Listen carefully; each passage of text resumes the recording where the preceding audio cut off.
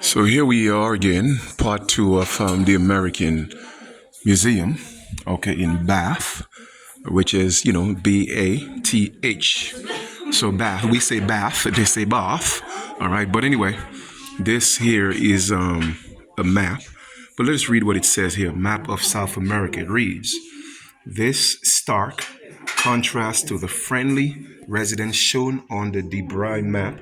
Beside this one, the indigenous population of South America is depicted here as violent and barbaric.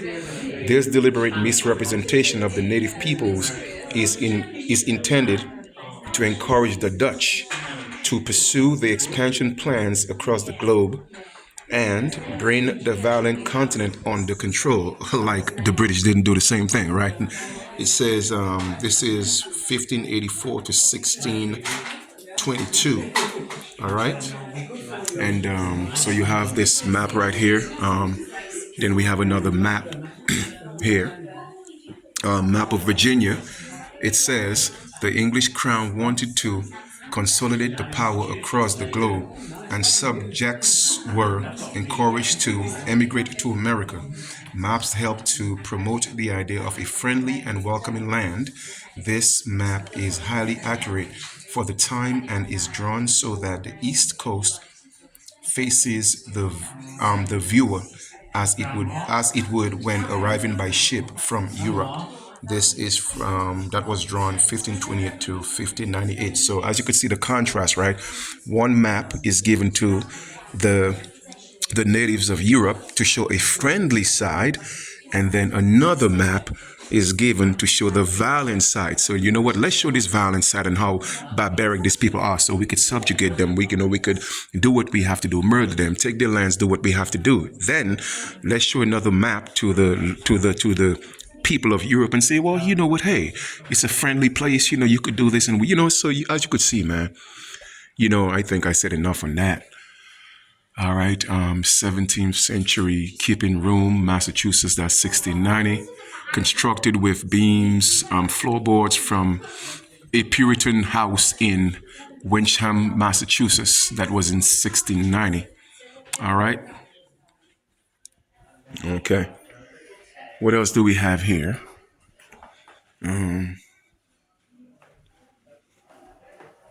This is the Western Ocean of the New World. Okay. Terra de Nova, meaning that, new world or new land. Okay. Okay, so this is Ocean or Accidentales. So this part really was the route that Christopher Columbus took, because he didn't want to take the regular route. So he took an accidental route, so to speak. So this is what it means here, just so y'all know if y'all didn't know. Okay.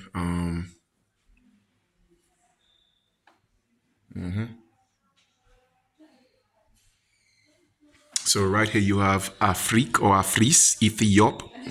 So that was Africa, parts which was also called, Ethiopia here. All right. Terra Nova is the new world right here. Okay. And as you could see, you don't have all the individual countries as you would see, the current maps have. Okay.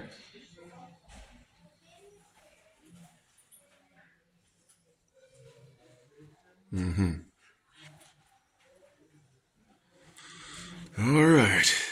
Now it says the elaborate inscription on the map is an extensive statement that claims Columbus of Genoa discovered, of course, claims, right, America.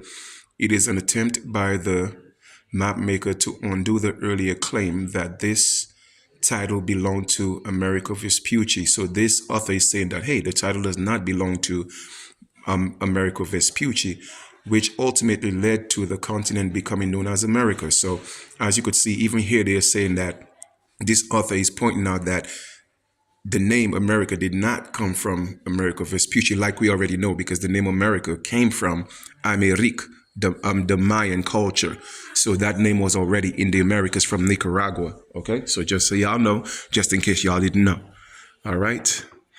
And plan of St. Augustine. St. Augustine was one of the first, I would say, one of the oldest or the first territory or city that was built in the Americas, particularly the United States. So it says, this bird's eye view of the first printed map of the city in what was to become the United States, St. Augustine on the eastern coast of Florida, all right, like other European maps of the time, it decorated with images of the creatures around the land.